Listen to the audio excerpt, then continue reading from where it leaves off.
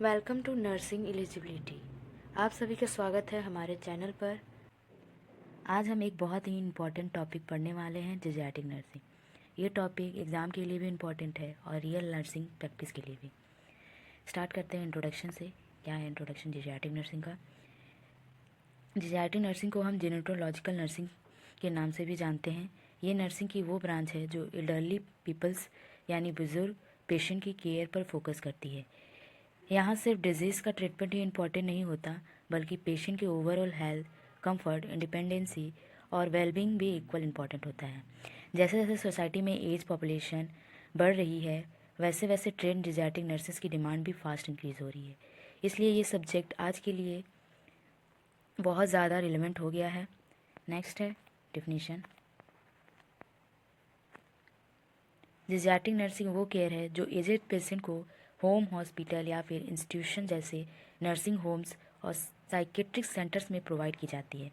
मतलब बुजुर्ग पेशेंट की केयर सिर्फ हॉस्पिटल तक लिमिट नहीं होती, घर घर पर भी और स्पेशल सेंटर्स में भी होती है।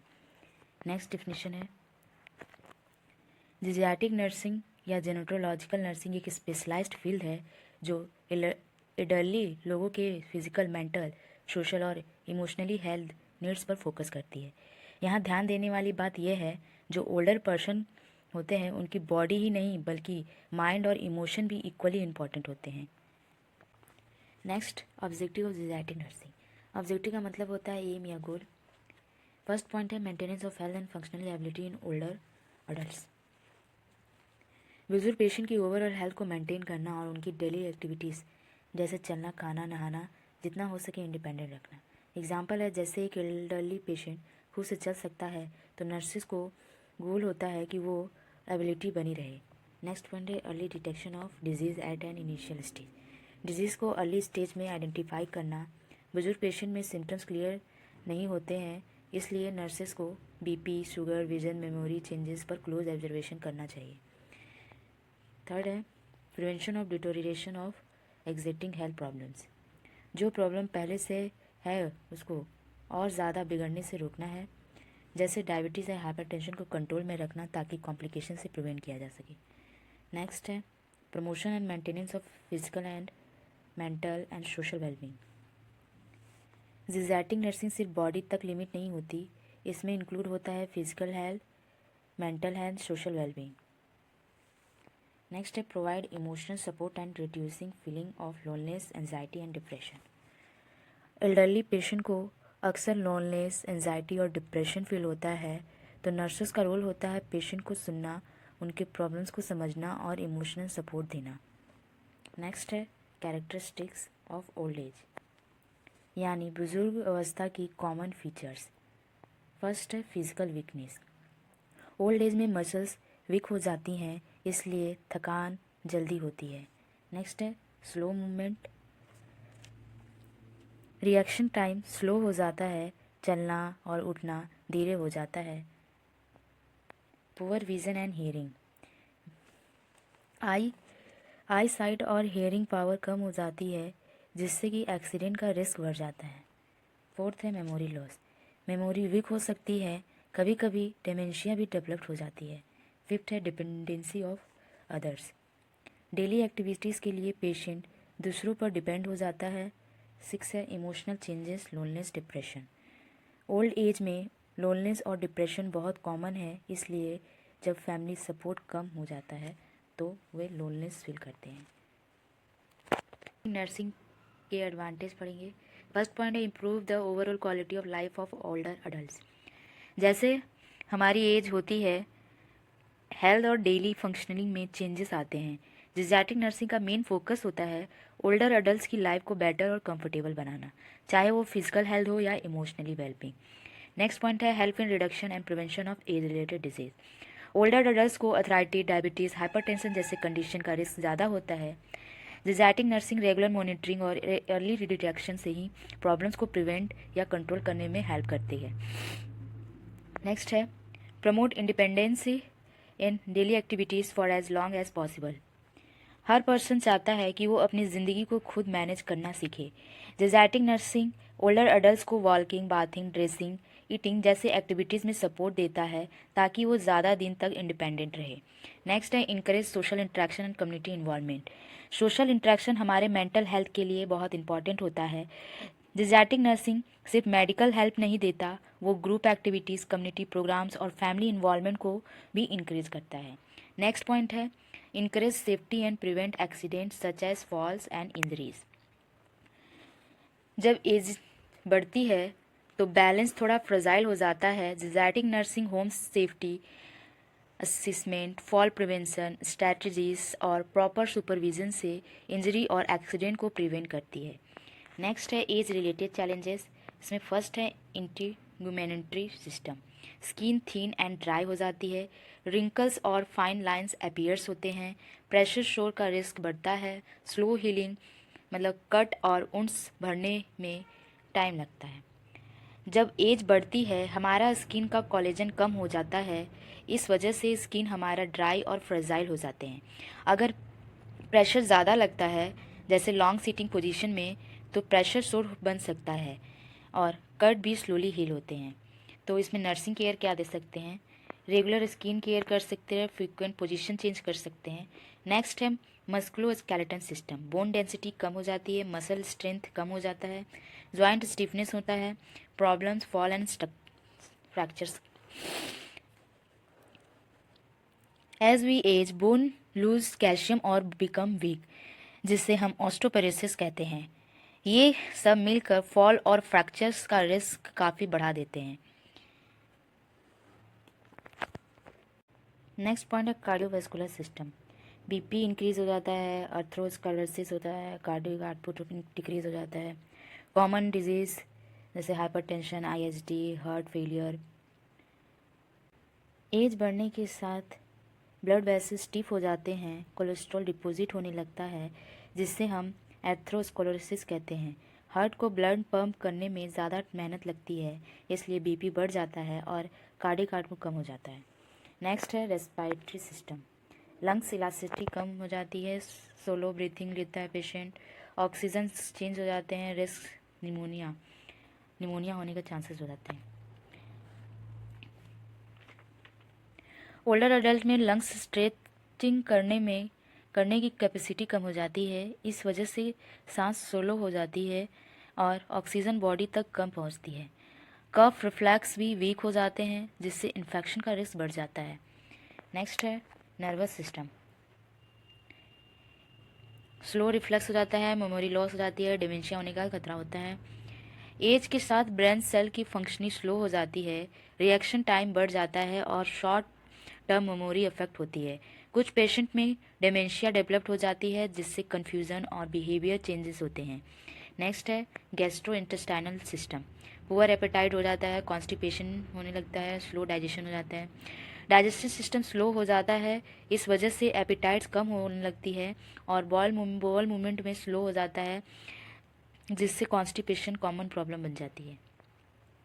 नेक्स्ट है urinary system, incontinence, frequent urination, prostate enlargement. Male age के साथ ब्लैडर की होल्डिंग कैपेसिटी कम हो जाती है, कंट्रोल वीक हो जाता है जिससे इनकॉन्टिनेंस होता है। मेल पेशेंट में प्रोस्टेट ग्लैंड बड़ी हो जाती है जिससे यूरिन फ्लो स्लो और इनफ्रीक्वेंसी बढ़ जाती है। की हेल्थ प्रॉब्लम्स की क्लासिफिकेशन को समझेंगे। ये क्लासिफिकेशन नर्सेज और हेल्थ केयर वर्कर्स के लिए बहुत इंपॉर्टेंट है क्योंकि इससे पेशेंट केयर प्लानिंग ईजी हो जाता है। हेल्थ प्रॉब्लम्स इन एडल्टली लोगों को मेनली 3 ग्रुप्स में डिवाइड किया जाता है। फर्स्ट है health problems due to ageing process. ये प्रॉब्लम्स नेचुरल एजिंग प्रोसेस के कारण होती है जिससे आंखों के लेंस क्लाउडी हो जाते हैं जिससे कैटरेक्ट होता है, या आई प्रेशर बढ़ने से ग्लूकोमा डेवलप्ड होता है। सिमिलरली ईयर के नर्व्स वीक हो जाते हैं, नर्व डिफनेस होती है। एजिंग के साथ पर्सन का मेंटल अलर्टनेस और फिजिकल अपीयरेंस भी चेंज हो जाता है। नेक्स्ट है problem associated with long term illness. Older age में क्रॉनिक या लॉन्ग टर्म डिजीज़ का रिस्क ज़्यादा होता है। डायबिटीज़ और हाइपरटेंशन जैसे डिजीज़ लाइफ लॉन्ग मैनेजमेंट मांगते हैं। वीक बोन और पुअर बैलेंस की वजह से एक्सीडेंट और इंजरीज भी कॉमन हो जाती है। नेक्स्ट है इसमें problems cancer, accident, injuries, diabetes, mellitus, respiratory illness, hypertension जैसे प्रॉब्लम्स देखने को मिलते हैं। थर्ड है psychological problem. Psychological problems elderly लोगों को काफ़ी कॉमन होता है। Retirement, loss of spouse, illness, our family, separation की वजह से डिप्रेशन और लॉनलेस डेवलप हो सकती है। एजिंग के साथ मेमोरी इम्पायरमेंट भी देखने को मिलता है। इसमें क्या क्या प्रॉब्लम्स हो सकते हैं? Mental changes related to ageing, depression and anxiety, social isolation and loneliness, memory impairment. Next prevention in geriatric nursing पढ़ेंगे। इसके अंदर 3 प्रिवेंशन आते हैं: primary prevention, secondary prevention and tertiary prevention. जो प्राइमरी प्रिवेंशन होता है उसका एम होता है डिजीज़ को होने से ही प्रिवेंट करना और हेल्दी एजिंग को प्रमोट करना। इसमें फर्स्ट पॉइंट है control of blood pressure and diabetes. BP और डायबिटीज़ जैसे प्रॉब्लम अगर कंट्रोल में रहें तो हार्ट डिजीज़, किडनी प्रॉब्लम्स और स्ट्रोक का रिस्क कम हो जाता है। नेक्स्ट है avoid smoking and alcohol. Smoking और अल्कोहल एडल्टली बॉडी के ऑर्गन्स को और डैमेज करते हैं, इसलिए इन्हें अवॉइड करना बहुत ज़रूरी है। नेक्स्ट है regular moderate physical exercise. Daily walk, light exercise या स्ट्रेचिंग बॉडी को एक्टिव रखता है और जॉइंट स्टिफनेस कम करता है। नेक्स्ट है avoid drug abuse and self medication. बिना डॉक्टर के सलाह के मेडिकेशन लेना एडल्टली के लिए डेंजरस हो सकता है। Well balance diet with plenty of vegetable and fruits. Diet में सब्जियां, फ्रूट्स, प्रोटीन और फाइबर होना चाहिए ताकि इम्यूनिटी स्ट्रांग रहे। Low intake of saturated fat, refined sugar and fast food. ज़्यादा फैट और शुगर से ओबेसिटी, डायबिटीज़ और हार्ट प्रॉब्लम्स बढ़ जाते हैं, इसलिए उन्हें लो इंटेक करना चाहिए fat, refined sugar and fast food. Next yoga, exercise and medication. जो yoga and exercise and medication है उससे मेंटल पीस मिलता है एंड बैलेंस्ड और कंसंट्रेशन में हेल्प करता है। नेक्स्ट पॉइंट है सेकेंडरी प्रिवेंशन। सेकेंडरी प्रिवेंशन का एम होता है डिजीज़ को अर्ली स्टेज में डिटेक्ट करना ताकि कॉम्प्लिकेशन ना हो। फर्स्ट पॉइंट है education about danger signals of disease. Elderly लोगों को डिजीज़ के वार्निंग साइन के बारे में बताना बहुत इंपॉर्टेंट है, जैसे chest pain, breathlessness, sudden weakness etcetera. Next point है teaching women breast self examination. Early detection of breast cancer के लिए ब्रेस्ट सेल्फ एग्जामिनेशन सिखाए जाते हैं। नेक्स्ट है regular health checkups and screening programmes. BP, blood sugar, eye checkup, cancer screening जैसे test regularly करवाना चाहिए। नेक्स्ट है टर्शरी प्रिवेंशन। टर्शरी प्रिवेंशन का एम होता है डिसेबिलिटी को कम करना और रिहेबिलिटेशन प्रोवाइड करना। फर्स्ट पॉइंट है कैटर सर्जरी। विजन लॉस को इम्प्रूव करने के लिए कैटर सर्जरी की जाती है। नेक्स्ट है provision of spectacles. Poor vision को करेक्ट करने के लिए स्पेक्टिकल्स दिए जाते हैं रिहेबिलिटेशन सेंटर में। नेक्स्ट है using of hearing aids and artificial limbs. Rehabilitation centre में हियरिंग लॉस या फिजिकल डिसेबिलिटी में असिस्टिव डिवाइस का यूज़ किया जाता है। नेक्स्ट है rehabilitation services. Physiotherapy, occupational therapy और काउंसलिंग से पेशेंट को नॉर्मल लाइफ जीने में हेल्प मिलती है। नेक्स्ट है establishment of old age homes and old age clubs. Social isolation कम करना और इमोशनल सपोर्ट देने के लिए ओल्ड एज होम्स और क्लब्स इस्टेब्लिश किए जाते हैं। Next topic principle of geriatric nursing की है। फर्स्ट पॉइंट है हर एल्डरली पर्सन अलग अलग होते हैं। नर्स का ड्यूटी है कि पेशेंट की इज्जत, बिलीव्स, कल्चर और पर्सनल वैल्यूज़ का प्रॉपर रिस्पेक्ट करें। नेक्स्ट पॉइंट है जब तक पॉसिबल हो एल्डरली को अपना काम खुद करने के लिए इनकरेज करना चाहिए, जैसे खाना खाना, चलना, पर्सनल हाइजीन, ताकि उनका कॉन्फिडेंस बना रहे। थर्ड पॉइंट है ओल्डर एडल्ट्स में फॉल और इंजरी का रिस्क ज़्यादा होता है, इसलिए safe environment, proper lighting, side rails और कंफर्ट का ध्यान रखना ज़रूरी है। फोर्थ पॉइंट है रेगुलर असेसमेंट, टाइमली ट्रीटमेंट और अर्ली इंटरवेंशन से डिजीज़ और कॉम्प्लिकेशन को प्रिवेंट किया जा सकता है। फिफ्थ पॉइंट है नर्सेस को एल्डरली को balance diet, light exercise, proper rest और पर्सनल हाइजीन्स के लिए मोटिवेट करना चाहिए जो उनकी एज के अकॉर्डिंग हो। सिक्स पॉइंट है फैमिली सपोर्ट एल्डरली केयर का एक बहुत इम्पॉर्टेंट पार्ट है। डिसीजन मेकिंग और डेली केयर में फैमिली को इन्वॉल्व करना चाहिए। नेक्स्ट है एल्डरली पेशेंट के साथ बात करते वक्त प्यार, पेशेंस और एम्पैथी बहुत ज़रूरी होती है। इससे ट्रस्ट और कॉम्प्रेशन बढ़ता है। क्या रिस्पॉन्सिबिलिटीज़ होती है कम्युनिटी हेल्थ नर्सेज की जीरियाट्रिक केयर में? फर्स्ट पॉइंट है comprehensive health assessment of elderly people. Community health nurses elderly peoples की फिजिकल, मेंटल और सोशल असेसमेंट करती है। नेक्स्ट है डेली वॉक, स्ट्रेचिंग और लाइट एक्सरसाइज के लिए एल्डरली को मोटिवेट करना नर्सेज का रिस्पॉन्सिबिलिटीज़ है। नेक्स्ट पॉइंट है डिजीज़ के अर्ली साइन आइडेंटिफाई करना, इम्यूनाइजेशन और स्क्रीनिंग प्रोग्राम्स अरेंज करना कम्युनिटी नर्सेज का काम होता है।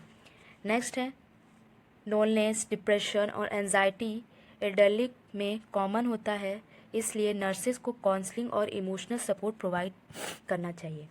नेक्स्ट है एल्डरली और उनके फैमिली मेम्बर्स को डिजीज़ मैनेजमेंट, डाइट, एक्सरसाइज और मेडिसिन यूज़ के बारे में हेल्थ एजुकेशन देना चाहिए। नेक्स्ट पॉइंट है कम्युनिटी नर्सेज को होम विजिट करना चाहिए ताकि एल्डरली को घर पर ही प्रॉपर केयर और फॉलो अप केयर मिल सके। नेक्स्ट है balance diet, proper meal timing और मेडिकेशन एडहेरेंस के लिए गाइडेंस देना नर्सेज की इम्पॉर्टेंट रिस्पॉन्सिबिलिटीज़ है।